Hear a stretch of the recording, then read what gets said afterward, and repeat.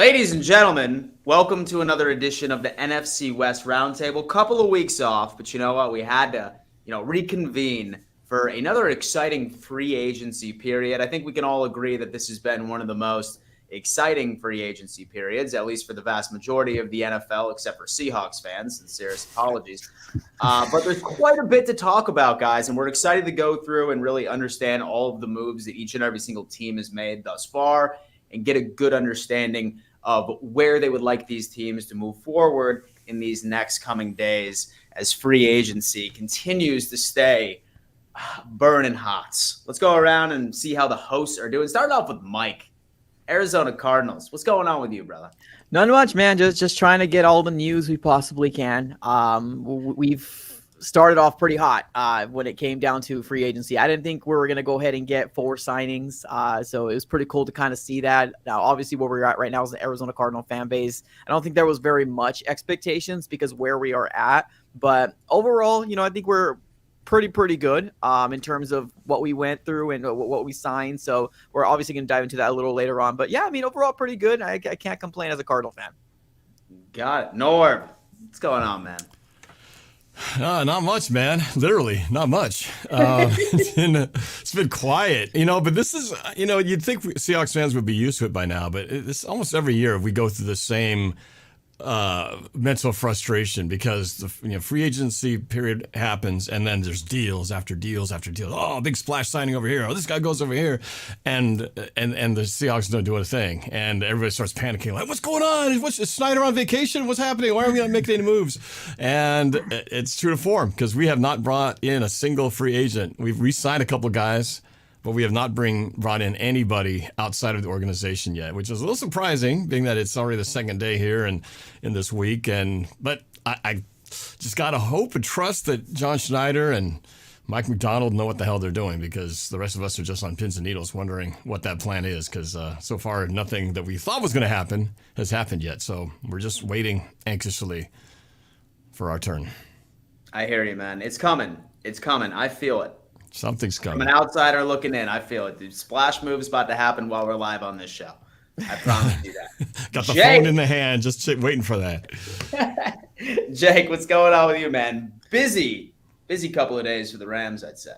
Yeah, I'm loving what they're doing. I know they're not done. I know that there's a lot of stuff that's about to come out. So, look, I'm very excited this offseason. First off, I love the offseason in general. But I think a lot of people, don't realize the Rams, a lot of what they've been doing has been, the whole term of F them picks.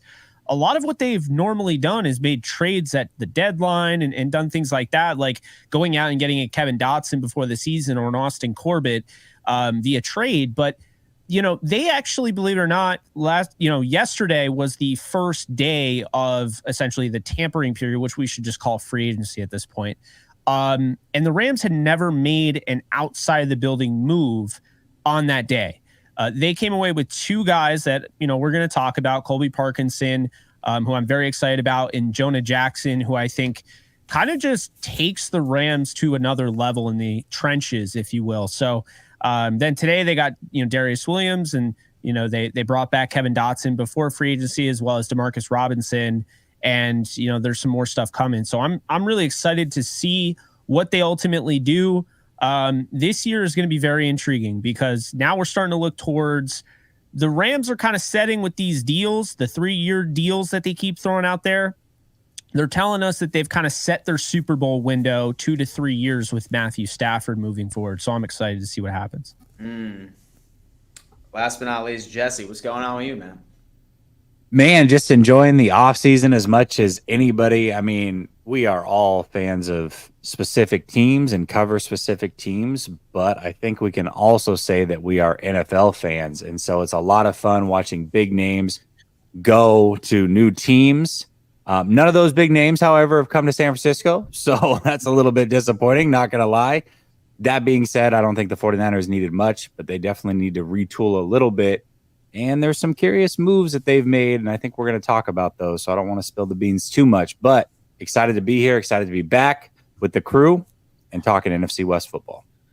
Man, I'll tell you what, I'm sure that he speaks for everybody on this panel and everybody in the live chat. Folks, please do us a favor. smash that like button on your way in. It's the easiest way to support exactly what we have going on over here on Roundtable Sports. It pushes it through the algorithm, so more desperate fans looking for some NFL nuggets of news can discover this overall channel. Help us out, smash that like button for us as we start diving in to some of the free agency signings. I will start off with Mike. Mike, you know what, man? I'm not going to lie to you. I've seen y'all make some moves, but with the money that you have, I was expecting you to be a little more aggressive. Yeah. Okay. So far, I'm pulling up your free agency tracker right now. Talk to me about some of the moves that you have made already and what you're hoping the Cardinals can still accomplish in these next coming days. Yeah, I mean, you're not alone. Especially from the outside looking in. The Arizona Cardinals had top 10 in cap space. So I think there was some Cardinal fans out there that were expecting, the Cardinals to kind of make a big swing, whether it was Daniil Hunter or Christian Wilkins, stuff like that. But I think when it really comes down to is that the Arizona Cardinals, if you're looking at the roster, there's just so many holes. Like yes, we have cap space, but like, man, it's holes for days, man. And I don't think the Arizona Cardinals right now in the state and where they are could justify paying a Christian Wilkins $27 per year when they can use that money to allocate for 4 players that can be starters for the Arizona Cardinals. Now, are they mid-tier and not superstar players? Yes. Is it sad and is it am I bummed out as a Cardinal fan in terms of where the state we are? Yes, it sucks, right? Because you want those big names, especially when you're heading into an offseason saying, oh, we got this much money to spend, right? We got Kyler Murray coming back, hopefully healthy for a full year, but that's just kind of not the world that we're living in as Cardinal fans. I still expect to compete regardless of what has happened, but the Cardinals made the appropriate moves that they needed to make with the amount of holes that we had. I think we started off with about like $55 million in cap heading into this off season. And the Cardinals went ahead and got 2 interior defensive linemen. We ended up getting Jones and Nichols, not big names out there, but I don't think the Cardinals are really looking for somebody that is a big name or somebody that's going to cause pressure, right? Like kind of like an Aaron Donald. Obviously, there's not another Aaron Donald out there, but what I'm saying is that they're not really looking for that. They're looking for somebody to stop the run. That was one of the biggest things and one of the biggest problems for the Arizona Cardinals in terms of we couldn't stop the run to save our lives. It was terrible. Ask any one of these guys, right? Whoever played us, you run the ball down our throats. It almost kind of seemed like it was game over for the Arizona Cardinals. So we got those 2 guys to solidify the run defense. And then we got a cornerback in Sean Murphy-Bunting, which I'm pretty good on. I went ahead and reached out over to Titans Upload because obviously within the network that we're all in, we have communication and looking for insight. He didn't really seem very high on Sean Murphy-Bunting, but he didn't really very much. He almost kind of blamed like the defense just in general and kind of the state of the Titans, and he just said kind of good luck. But the truth of the matter is on our team, he's cornerback 1. Like that's just what it is, right? But right now we're rolling with 2 rookies in Garrett Williams, which I'm pretty high on. But we also have Keitrell Clark. And then there's a guy that we got off of waivers in Starling Thomas the 5th. But they're all young. They're all rookies. So like, believe it or not, Sean Murphy-Bunting is going to be cornerback 1 for the Arizona Cardinals. So getting thrown into the fire, man. But so we got him, and then the Arizona Cardinals end up getting a linebacker, which honestly I think this one is more. I think the Cardinal fans are more excited about this guy, and that is going to be Mac Wilson Sr. I think he played with the Patriots for the last 2 years, and people seem to be very, very excited to see what he's going to be. But like every player that we have has a starting spot. Like that's how bad our roster is. But like we heard the report too, like the 24 hours before free agency started, we got one of the most reliable sources come out and saying the Cardinals aren't going to go for Christian Wilkins, guys.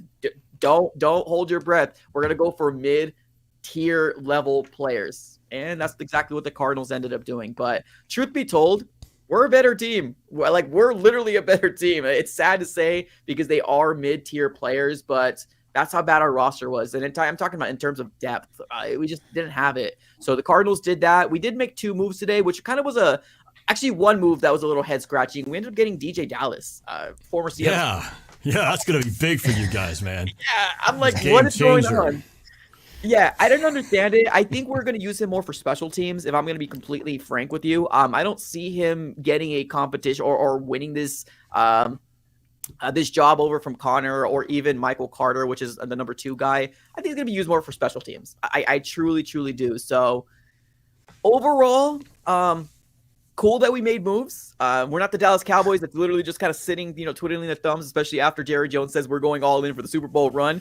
So we made moves, so we're pretty excited about that. But other than that, man, it's pretty.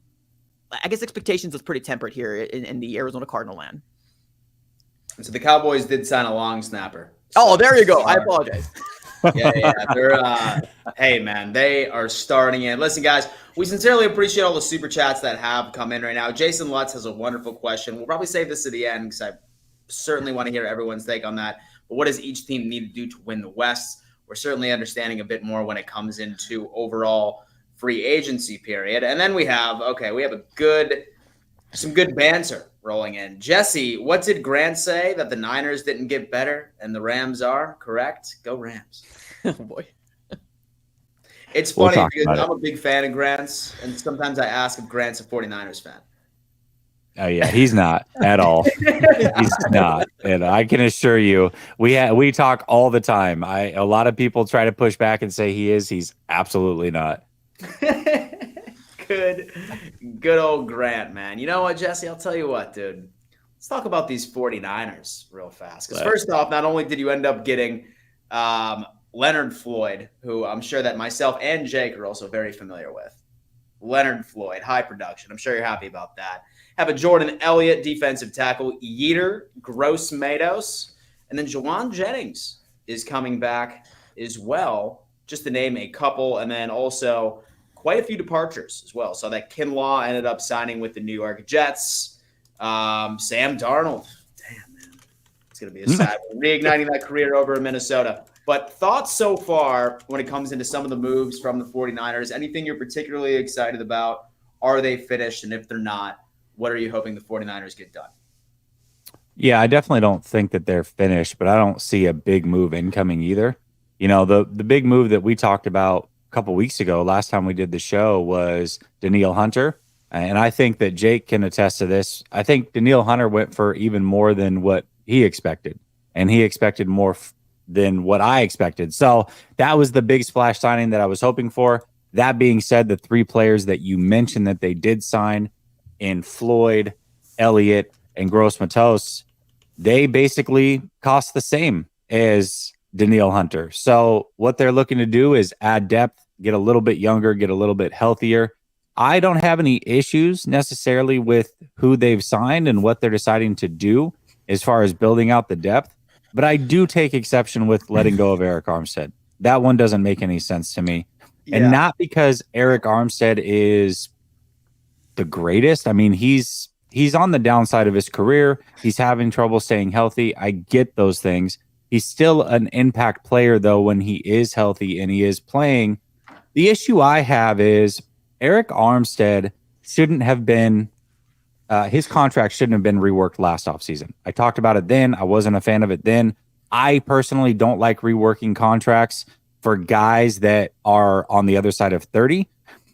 If they had not reworked that deal, then he would have been a free agent anyways, and they could have let him walk or brought him back on the cheap. The problem is that he is actually a free agent at the end of this season. So why cut him now? Doesn't make any sense. The only thing that it looks like on the surface is that it's saving Jed York money, which great. We fans don't care if the owner saves money. We care about the salary cap. And basically, if you look at the salary cap, the impact of moving on from him is almost nothing. So what you're telling the fans is salary cap impact that he's not worth $3 million a year. You're telling me he's not going to get $3 million on the open market to go play elsewhere? That baffles me. So losing Eric Armstead, creating a hole that you didn't need to create when he was a free agent at the end of this next season anyways, makes zero sense to me. I've asked a lot of people. A lot of people are like, oh, this is great. We need to move on from him, from his big contract and all these things. No, they didn't. He was a free agent at the end of the year. So nobody has been able to make sense of this for me the whole time. I still think it's an awful move. And again, I've been an advocate of saying guys like Debo, guys like Kittle, guys like Armstead should have moved on from them, shouldn't have re-signed Debo, should have not worked the deals of Armstead and Kittle and been willing to move on from these guys a year early. But when you rework their deal, you've got to see it through or you take massive cap hits and you put yourself behind the 8 ball. That's what the 49ers are doing for absolutely no reason. It doesn't make any sense to me. So that was a random release, wasn't it? Yeah, completely. Nobody saw that coming. What's the status on Brandon Ayuk as well? I know that the trade rumors were swirling a couple of weeks back. Haven't really heard it within the media as of late. It's been more centralized around the T. Higgins demand for a trade. But is there any more noise around the Brandon Ayuk potential trade? Yeah, we haven't heard anything. I mean, what we have heard is that they are looking to make him a priority and extend him. I think that he's going to be here long term, but I will say this, every time a receiver signs elsewhere or gets an extension with their current team, the price is going up for Brandon Ayuk. And at some point, maybe that price gets a little bit out of hand. They trade him. I could see that potentially happening, but I think most likely he stays as a 49er and they get the extension done. Interesting. Very intrigued to see what the 49ers do for the remainder of free agency. Hunter's still on the table, so maybe even during this show we'll see that news break. No, Hunter went to Hunter's Texans. a Texans. Oh, he's official. Yeah. 2-year 50, yeah. He is official, ladies and gentlemen. But Jesse, I want to ask you, Michael Silver said stay tuned in regards to another Niners move. What do you think that would be? Is that Bosa? I mean, I don't know, man. If it's Bosa, that doesn't really excite me either. What are we going to get? Eight? We're going to get rid of Armstead, who makes an impact on the interior, and then bring in Bosa to play 8 games a year. Like that doesn't. I don't know. Whatever. Did you catch that, guys? When because I had said something, I'm like, this Armstead deal is stupid or whatever, like getting rid of him and everything, and you chimed in after somebody said, like, no, you moron, or whatever they said. They're using the post June 1st, and you're like, that doesn't make it any better. Like, I think that's actually an issue with like our whole NFL space, our culture and everything. People think cap space just automatically you get it. You have to learn that the June 1st thing, the post June 1st, that is just for teams that need cap to get through the rest of the year. You don't get to spend that cap right now. You don't get that until post June 1st. So in addition to that, it's like the stretch provision in the NBA. You know, now you're kicking the can down the road, and you're like, oh, well, it only gives up this much dead cap this year. Yeah, but you're pushing $15 million next year. When you talk about the 49ers who have, $28 million in dead money because of void years already on their deal next year, and they still have to pay Purdy, potentially. Well, I would imagine they're going to. That's a lot of dead money that you're just like, This is what's frustrating is that people, like you said, people think the money disappears. What excites you, 49er fans? How about the fact that Eric Armstead isn't going to play on the team? His contract was free and clear if they had just let it run out, but they're not doing that. So let's pay $15.5 million in 2025 for Eric Armstead to play elsewhere. Doesn't that excite you? It excites me, man. So dumb. Really makes no sense. It makes you excited, Norb. Yeah, it does. That'd be the biggest move that the Seahawks have made this offseason. Oh, my God. I'm still waiting for any kind of move. My God. In fact, I want to transition over to Jake because I'll tell you what, man. I feel like that the Rams have been making some pretty solid damn moves. I mean, love Kevin Dotson. I was surprised about the Jonah Jackson pickup, too, which I think is absolutely massive. I thought the Lions would do whatever they could to keep that guy. However, sound off. Talk to me about your free agency so far. I've been impressed so far, especially with the trenches, but sound off and what's next for the Rams? Are they finished? Go on. Real quick before you get going, I just want to answer this one question here from Jedi. Jedi, you said, Jesse, he's not playing on a dead man walking contract. We aren't going to pay him what he wants, so he leaves. It's business. If it's business, then you make him honor his freaking contract that he can't get out of and play and then save yourself money. Business means that you're shrewd, not you give him what he wants. That's what business is. This makes zero sense.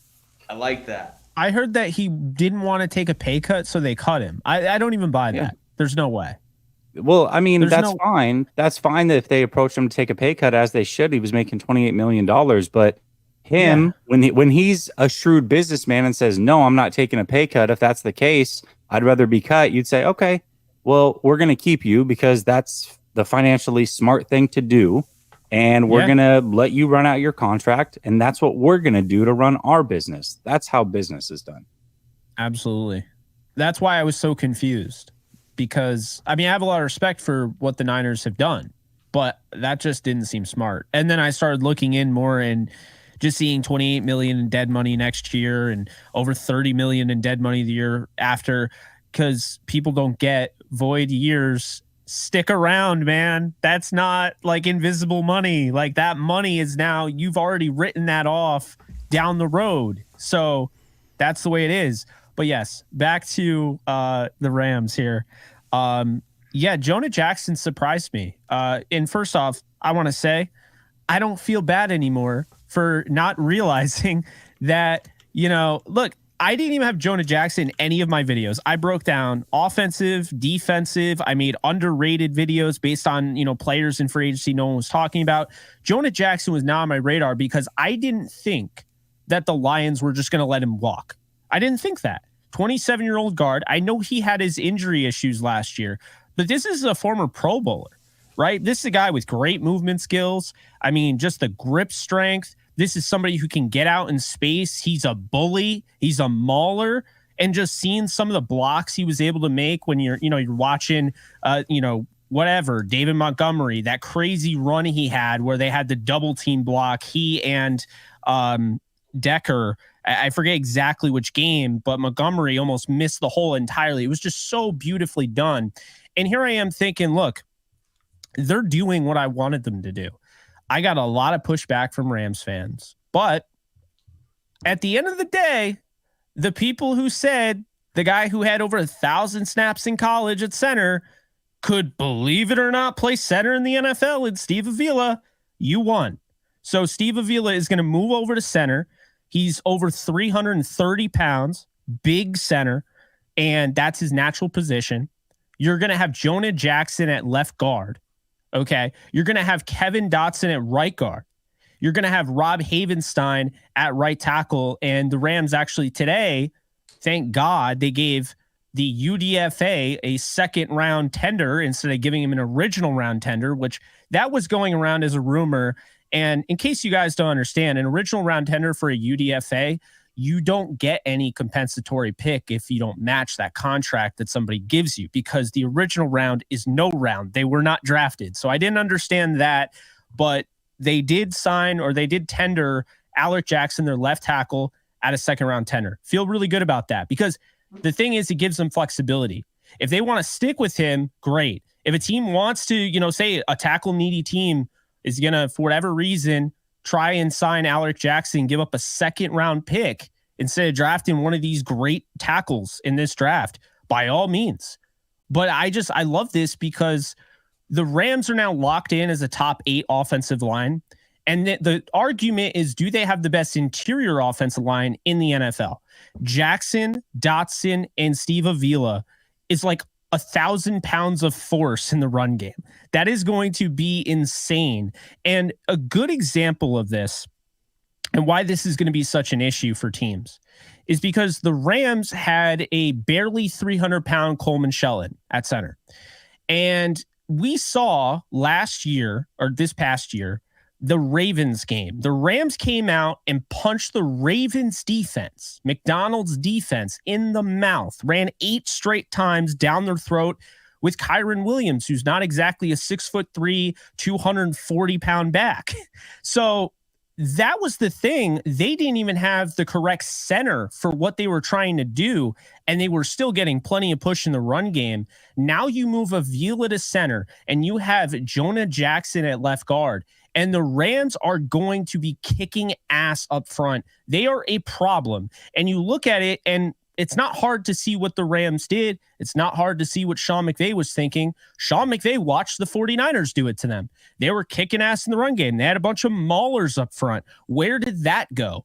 And so the Rams are like, I don't care. We're going to emulate what the 49ers had. When they're like, Kyle Shanahan after the game, when they won, what was it, 31-10, Jesse? I forget. But they blew them out. I think it was in prime time. And Kyle Shanahan said, yeah, we were going to try to run the ball 40 times. And they could not stop him. And it wasn't just Debo breaks tackles. It wasn't just, they couldn't bring back, they couldn't bring down at the time Raheem Mostert or whoever. It was the fact that up front, they were unbeatable. They were pushing guys around. They were pushing Aaron Donald around like he was nothing. So that is the thing I like here. And it's a copycat league. And we saw, with Patrick Mahomes and the Chiefs, what did they do? They invested in the interior. Trey Smith, right? Creed Humphrey, Joe Tooney. So this is a thing that's going to, I think, start happening more. We're going to start to see more teams. We saw the Panthers do it, although I don't know what the Panthers are doing, guys. I really don't. But let's just pretend here for a second we do know what they're doing. Their interior actually looks pretty good. They paid Robert Hunt, who's an absolute stud, to be a guard there. They're going to move their guard, Austin Corbett, who started for the Rams in the Super Bowl. He's going to play center.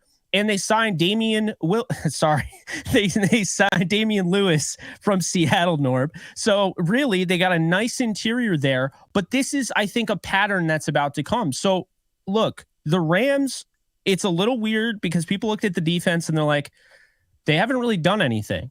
But they went immediately on day one and they're like, we are going to make this offensive line a nightmare for anybody that plays against us. Kyren Williams is the second best running back in the league. We have Matthew Stafford, who is playing some of the best football of his career down the stretch. You have Cooper Kupp. You have Puka Nacua. They brought back Demarcus Robinson, and they added Colby Parkinson to an impressive Davis Allen, 5th rounder, who was starting to come on down the stretch last year.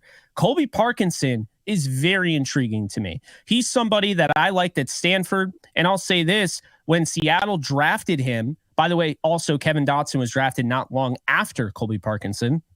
The Rams took Bryson Hopkins. So these guys were picked right before Bryson Hopkins, and the Rams somehow acquired both of them. It makes you wonder, and it almost goes to show you why it's not like these teams are throwing their draft boards out to the public after the draft. They use these things. They have these evaluations, they make these profiles, and they'll go back to the drawing board and be like, you know what? We really like this guy. We're going to go after him.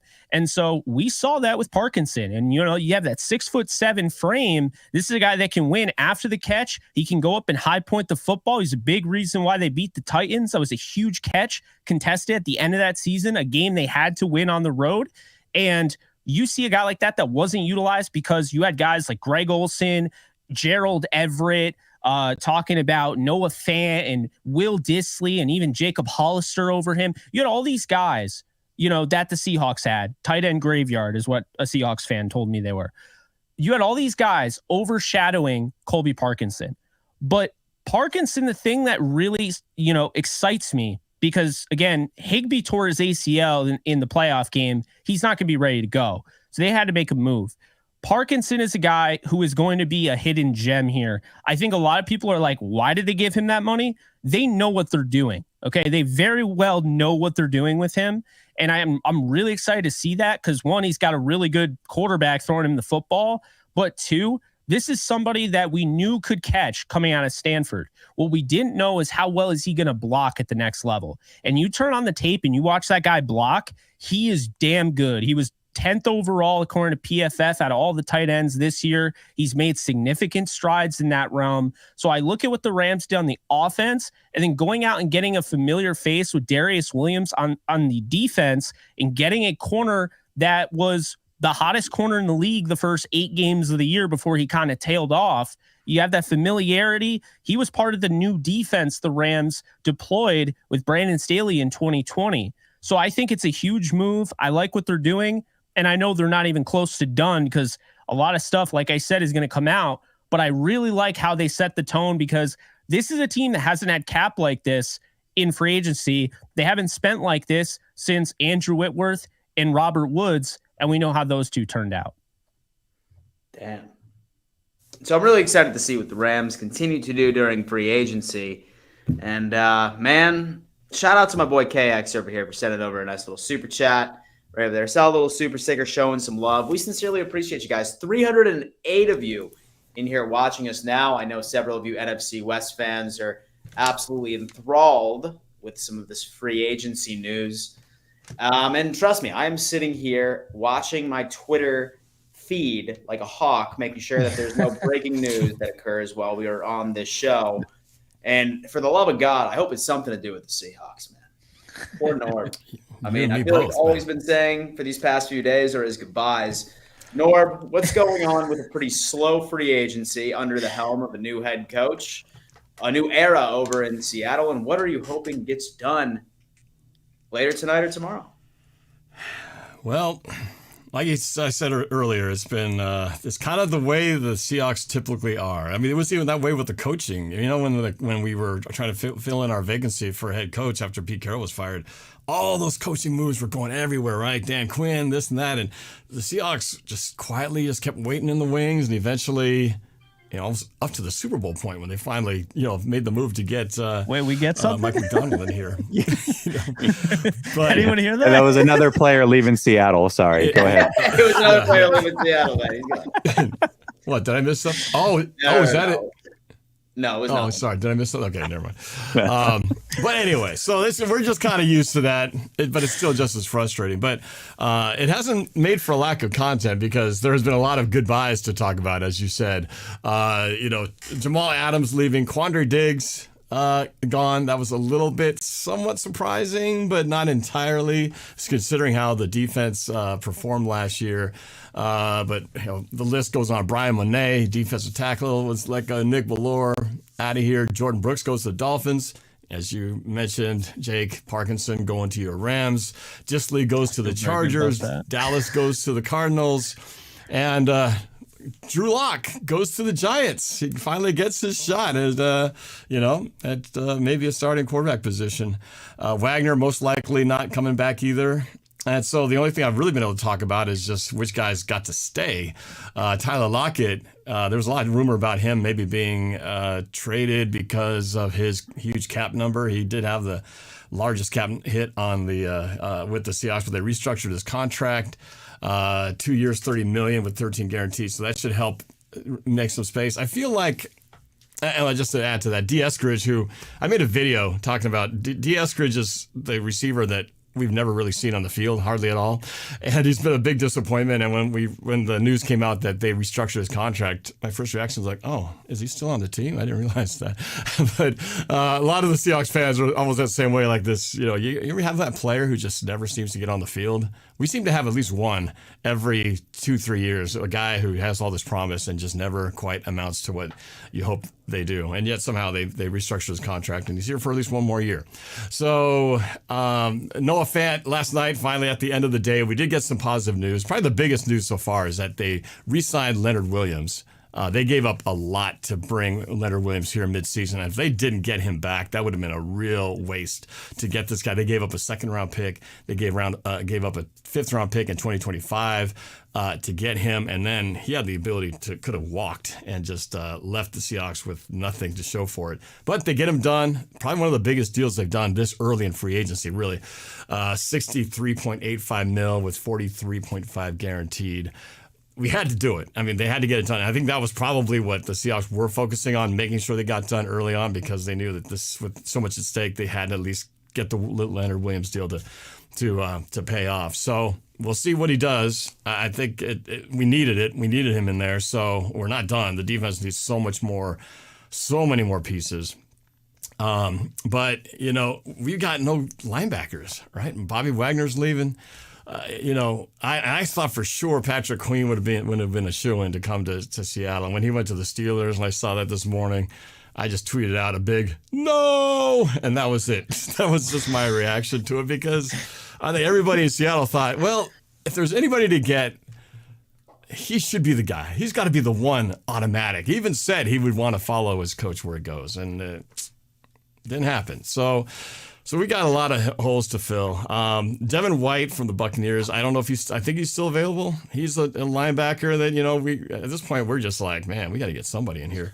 And no, the one from the Bills, man, Tyrell Dodson. That's the best linebacker on the market. Yeah. He's a stud. Yeah. Sorry. Yeah. Well, yeah. Proud, you know, So I feel like, really what Seattle's been doing is they've just been clearing space because, we had cap issues. We were upside down with the cap before free agency started. So once they announced the extended cap, we had a little bit of room there, but we still had plenty of, to get anybody in here, we needed to clear some space. And that's what they've been doing. So, it's pretty weird when during this whole free agency period, I feel like I've been talking more about Russell Wilson going to the Steelers than talking about my own team because there just hasn't been any news really to talk about, which the Russell Wilson is he's the player he's the gift that keeps on giving. It never stops entertaining to see what new situation he finds himself in. But I never would have thought 10 years ago that if somebody were to tell me, come back through time and come back and talk to me back in 2014 and say, hey, guess what? 10 years from now, Russell Wilson's going to play for the Broncos, who you just beat in the Super Bowl. He's going to suck there, and then he's going to play for the Steelers, who you lost to in Super Bowl 40. Just telling you that's what the future lies. I'll be like, get out of here, man. That ain't going to happen. Oh, man, he's going to retire a Seahawk. No way. So, but nonetheless, it's still been interesting being able to talk about these moves. And it's funny because I did a TikTok video, and I gotta kind of humble brag about this one. But, man, I did not expect this to blow up. But I think it just speaks to the feeling of Seahawks fans right now. But I got this TikTok video. It blew up to I don't know if you can see that. Let me see that. Show me. 202,000 good views. God. Yeah, dude. That is probably one of the biggest TikTok videos game, I've had. baby. TikTok game, man. And I didn't expect, I was just a little Seahawks fans' reactions to Seahawks free agency. Really talking about how they did nothing and just letting a bunch of guys go. But man, I just took off and, caught wind somehow. So I can't wait to actually talk about something real. Somebody really coming in here that's going to be a game changer. But I think the writing on the wall there, the biggest little putting the pieces of the puzzle together with Drew Lock going to the Giants. And now Geno Smith, really the only quarterback now on the roster. Clearly they're moving ahead with him, at least for this season. I think it sure feels like at 16 in the draft, the Seahawks are going to be looking for that future quarterback. It feels like that's the direction that they're heading. So we'll see. But we got a lot of holes to fill for sure. So it's like you said, I'm waiting for that big move. But as usual, we got to play the long game, the long waiting game, and just bide our time. Everybody has fun. I feel like that kid in the playground. Everybody's like on the swings and having fun, and you're that kid standing waiting for your turn, and it's like everyone's cutting in line in front of you while we just passively, as Seattle fans, just stand here waiting for someone to invite us to the party and waiting for the invitation. But it's gonna happen. I had a question. I'm sorry, my bad. Go ahead. Yeah.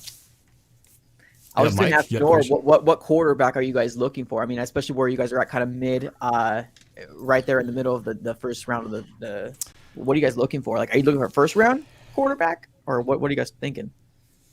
Well, a Seattle guy with Ryan Grubb, who was the OC with the Huskies, the allure of Michael Penix coming to Seattle and matching him back up with his former offensive coordinator is very intriguing. And he had a nice combine. He threw he showed up at the combine, and so I think his draft stock has definitely moved up. I think it's projected more to be like a second round guy, but he might have moved himself up a little ways. So I myself would not be disappointed if that was the move that the Seahawks made at this point. So I know a lot of people in Seattle feel that same way, but it's also a little bit of that Husky UW Seattle bias too, because we watched this kid, for the last 2 years and lead us to a national championship appearance. So whether that's ultimately the best move, that's for the experts to decide. But I certainly see a lot of potential with him.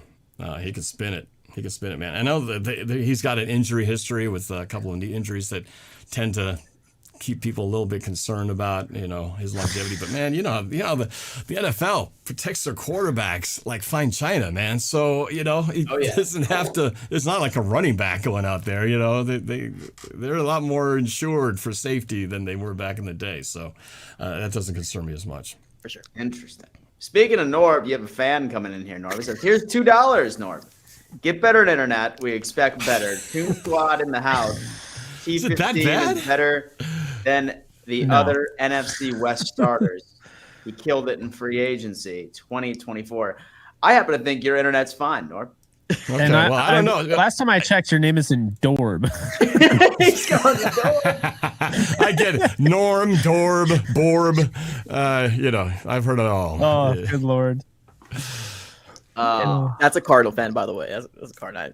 Oh, that's. I mean, okay, I for was your getting people. compared to John Bonham, so I don't know what's going on in the comments section. Listen, boys, we know what we signed up for. Yeah, So we know what we signed up for, putting ourselves out on the internet. Have to welcome it. way it is. Have to welcome it. Now, I mean, real quick question I did kind of want to ask, based off of all the free agency moves, did y'all see your draft strategy changing at all? Like, are you seeing signs of where you thought your team was going to go in the draft? Has that changed based off of some of the moves that you've made so far? We'll start off with Jesse. Well, the strategy shouldn't change. It should still be an offensive tackle, I would imagine. But it's the 49ers. They literally could have signed every free agent edge rusher, and they'll still probably go edge with their first round pick because that's what they like to do. So who knows? But no, I don't think that the draft strategy should change at all. I still think some of the areas of opportunity for them are on the offensive line. They could use a corner as well. And obviously depth along the, well, now interior defensive line rather than at the edge spot. But overall, I don't think the strategy should change whatsoever based on who they have signed. And the deals that they've done are all shorter deals as well. So I don't think we're going to see anything change from that front. Got it. What about you, Jake? It's hard to say because there's something that is coming out soon, and yes, and it's gonna change a lot. So having found that out, I mean, it does change the draft maybe a little bit. I do think the Rams are going to go best player available. Personally, for me, I am all in on just being like, you know what? This Rams team is going to be picking late in the draft in 2025 unless something really bad goes wrong. So here's the deal. If you're going to be picking that late, why not trade up and get one of these like elite tackle prospects? Trade up and get a Joe Alt. Trade up and get a Fashanu. And do what, essentially the greatest show on turf did. I mean, they were way down on the board. I think they were 6th and they traded up to 1 when they got Orlando Pace. But Pace was the start of something. When they got him in 97, soon after, they already had Isaac Bruce on the roster. Soon after, they trade for Marshall Faulk. And then they draft Torrey Holt. And to me, I feel like the left tackle is just so important here. I really like Alec Jackson. I mentioned the second round tender, but if you could get Joe Alt, that would be something. And I'll say this, you guys might not know this. Tony Pastores is the cap god for the Rams. Okay. He does everything behind the scenes. It's not just Les Snead or Sean McVay. Tony Pastores is the contract guy. His brother coached Joe Alt in high school. So they know him. And I think the Rams could give away their 2025 first round pick to move up with the Titans and maybe a 5th rounder. And that's all it would take. And you still keep your draft intact. And you still are coming off a really good draft last year with 14 picks and getting guys like Avila and, Nakua and Young and Kobe Turner. But I feel like that would just be, they'd have the best offensive line in football if they did that. I really believe that. Interesting. Mike. So I'm sure you're still eyeing Marvin Harrison Jr. Yeah. I'm sure you're still eyeing Malik Neighbors, or maybe you might even be in the competition to trade for T. Higgins. I don't know.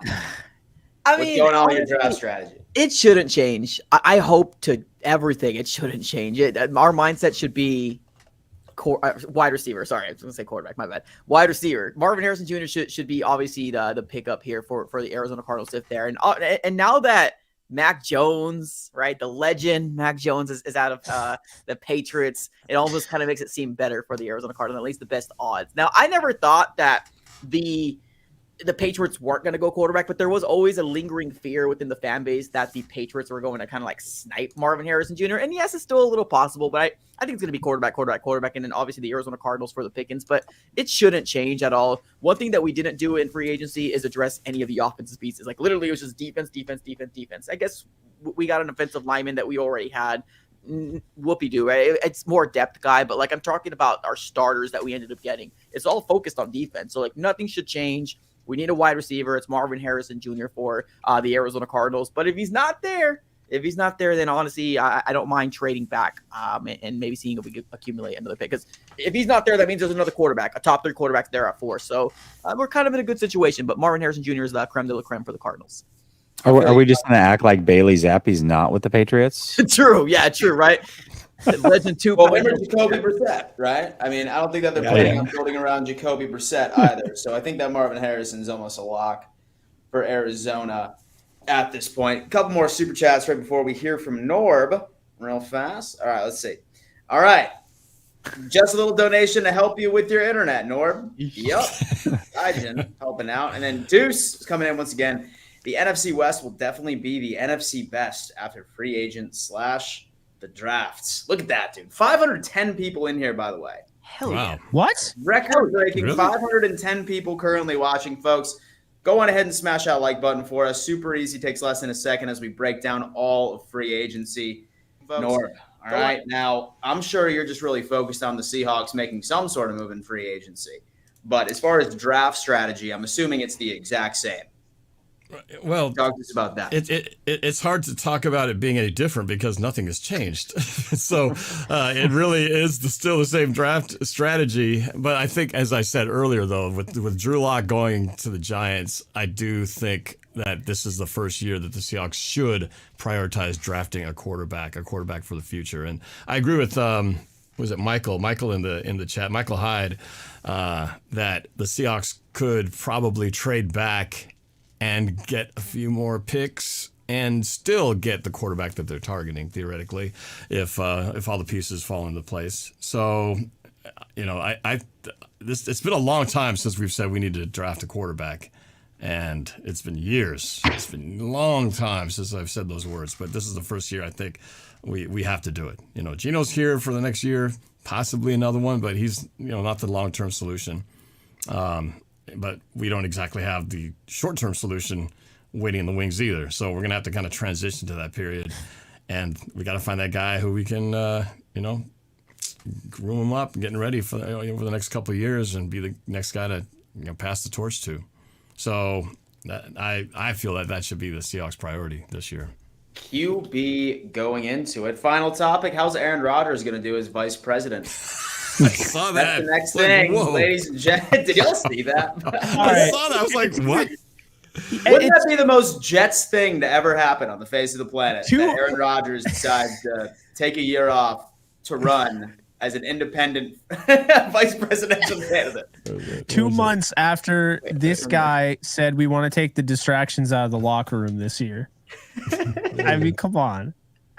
Aaron Rodgers, vice presidential candidate.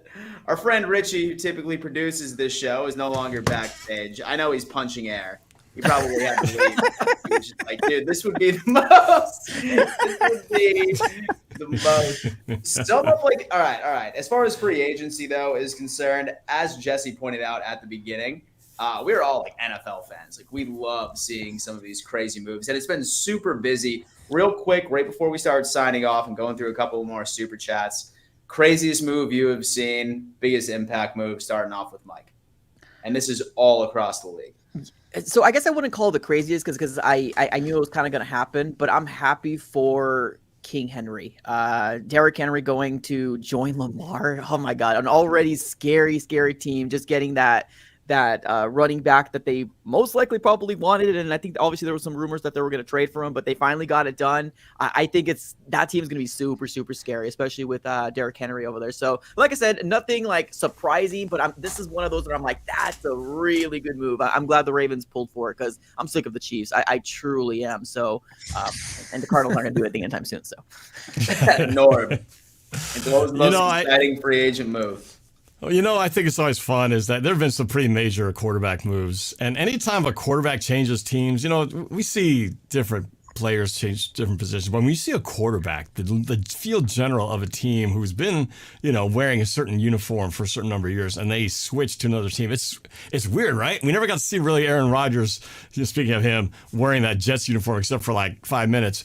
But when seeing Russell Wilson in a I was just getting used to him failing in Denver uniform. Now I got to see him in a Steelers outfit.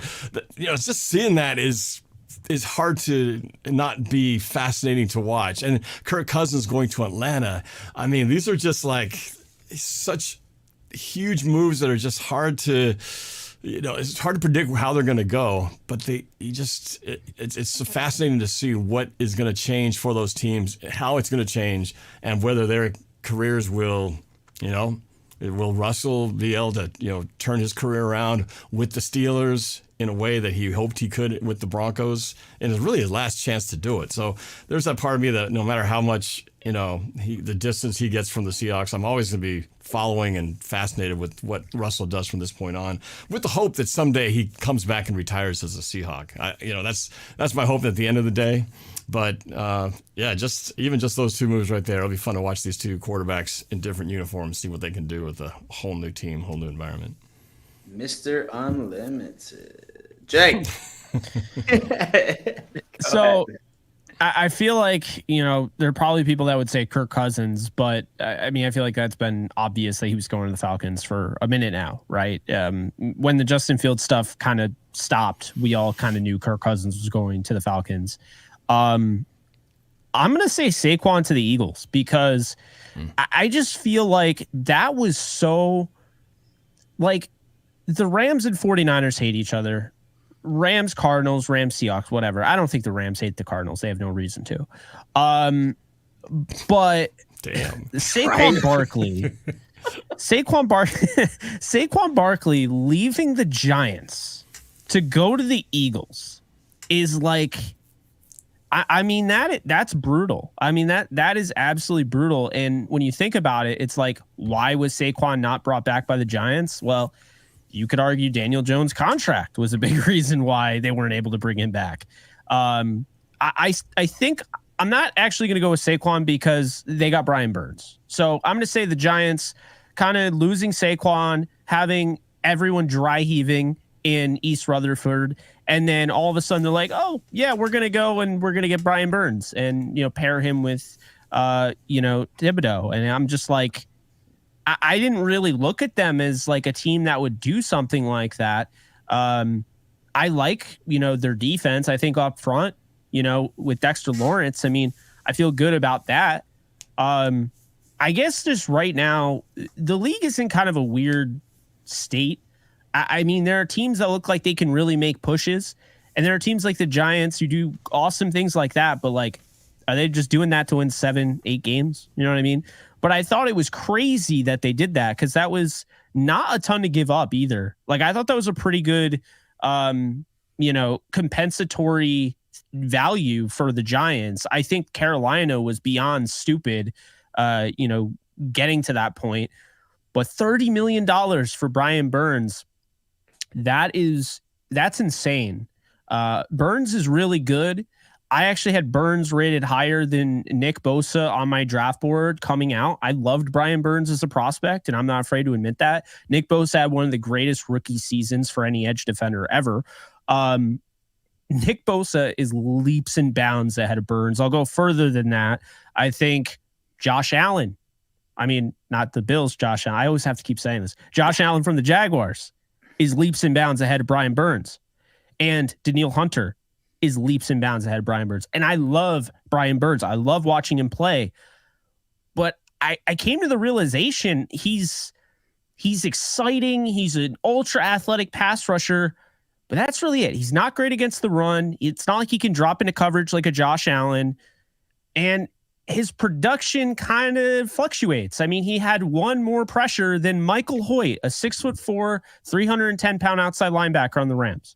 So look, I think that was, was crazy, but I don't know. Maybe you guys let me know if I'm wrong, but I was just surprised is all with Brian Burns going to the Giants and just that big name. And yeah, $30 million a year just nuked the market, in my opinion. absolutely Yeah, I was wild. pretty shocked. Yeah. Jesse. I think it has to be the running back movement. I mean, all the way around. You look at the three biggest names, they all went to. I mean, I think the Henry one was definitely expected. The Barkley one, they softened the blow a little bit because it started to pick up steam right before he signed.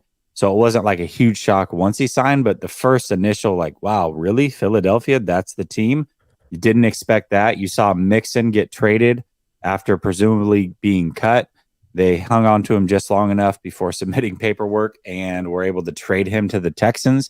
You have Jacobs going to the Packers. And all of this is coming off of a year where running backs couldn't get paid by their original teams. But because the running back draft is so poor this year, these guys are getting paid. Good for them. They're finding new homes.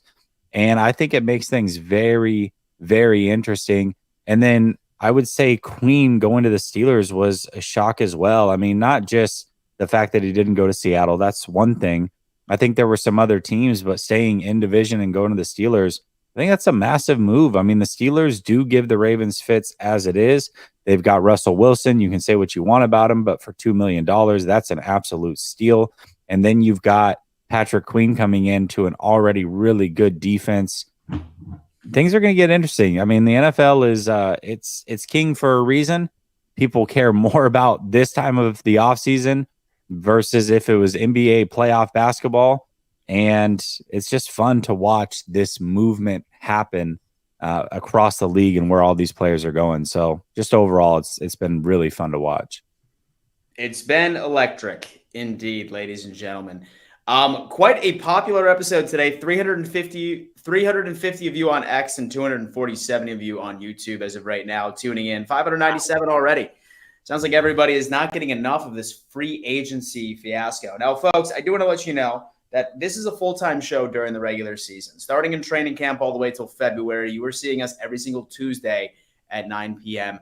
EST. I believe we have a show next week to recap free agency as a whole, a little bit of a break right until the draft and then post-draft. But if you haven't already, subscribe to this channel because we have so much planned for this show and for the remainder of the divisions as well. We're super excited to continuously give you coverage on your favorite teams in the NFC West. Let's go around the table so everyone can say their goodbyes and also so they can tell you how to find them individually and what they have planned on their channel for the remainder of this free agency frenzy. Starting off with Mike.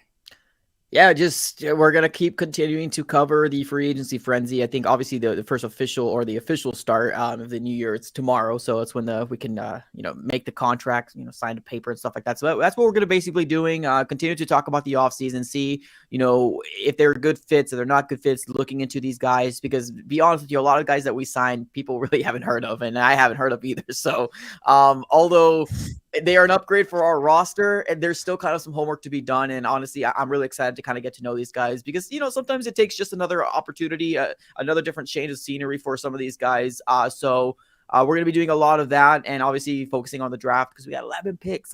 So we're super excited about that. Beautiful. What about you, Norm? Man, this is, as much as it's been, I said, killing me to not see them making any moves, I also feel like this is a big calm before the storm in a number of ways, because really, for me personally, this is probably the most anticipation I've had for a new regime since the arrival of Mike Holmgren back in the 90s, back in the day when I just started having season tickets. And because we haven't had really this kind of excitement and anticipation for a new coach, new regime, because even when Pete Carroll came here, it was more of a, what, Pete Carroll's coming here? And most of us in Seattle didn't like Pete Carroll. It took a while for us to kind of come around to embracing him. So I think this whole season, everything from this little bit of free agency to the draft to the entire season, everything is like this big opening of a giant Christmas present.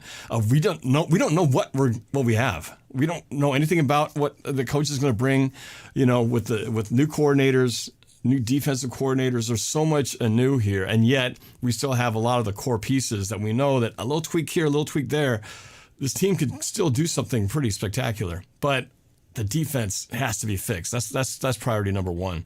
And I'm hoping that in the next few days, that's what we're going to see is some moves to really shore up these massive holes that our defense has. Because if we don't get that fixed, it's just going to be another season like it has been for the last 2 years. Can't be playing, can't be competing when our defense is ranked 31 2 years in a row. That's got to change. It's got to change starting this year. So what you got, Jake? What's playing on the channel this week? It's going to be tough, man. I'm actually going on vacation. I guess poor planning. On Thursday, driving to Florida. So I am going to try and predict the most likely chance that the Rams sign certain players. I'm going to make a video for a bunch of players that I pick, and that way I'll have them queued up. So when I'm on the road, I get a buzz. I can easily put one up on YouTube. It is going to be strenuous work, but I will be working when I'm on vacation. It's not going to be all just golf and everything. So I am, I'm excited for that, but we'll have plenty of free agency stuff. I broke down Jonah Jackson on the channel, not film breakdown, but I broke him down, talked about Colby Parkinson, talked about Darius Williams, where the Rams go from here, watching all these. That's the problem, Norb. I mean, you're saying it's calm before the storm. I don't see that many dudes left. Like, it seems like everyone's gone. Where did everyone go? So that's the only thing with free agency right now. So, pretty much just talking about that. And then we'll get back into the NFL draft stuff because I've taken way too much time away from that. I'm now behind. Last but not least, Jesse, what's going on, man? Yeah, man, you can check me out over at Last Second Sports. I'll actually be live in about 10 minutes, continuing the conversation. And I hate to say it, but Jake told us in the private chat what the big news is. He's actually trading in his Rams gear for 49ers gear. So sorry, man. Sorry. That's definitely it. Yep.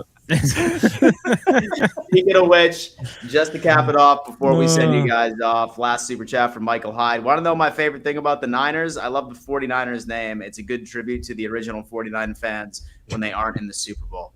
All right. Oh, beautiful. Yeah, Michael. Absolutely beautiful, folks. Thank you so much for tuning in to another edition of the NFC West Roundtable. We shall see you next week. And best of luck to each and every single one of your teams. Later. The parts.